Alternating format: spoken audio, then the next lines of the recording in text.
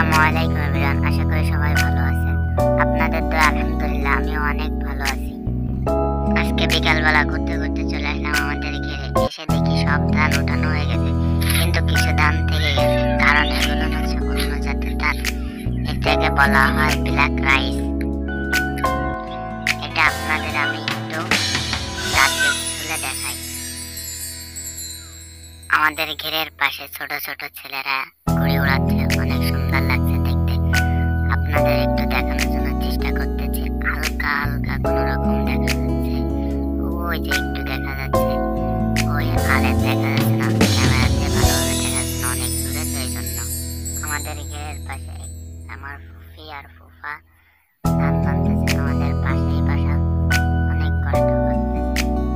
আমিও রাত্রে একটু বান্ধার চেষ্টা করবো, আমি বান্ধিনি আগে কোনোদিন কখনো। পাশে দেখি আমার বন্ধু বসে আছে, বসে বসে গেম খেলতেছে, কারণ সে সারাদিন বসে গেম খেলে। আজকে বাসার দিকে অনেক গরম ছিল, সেজন্য বাসা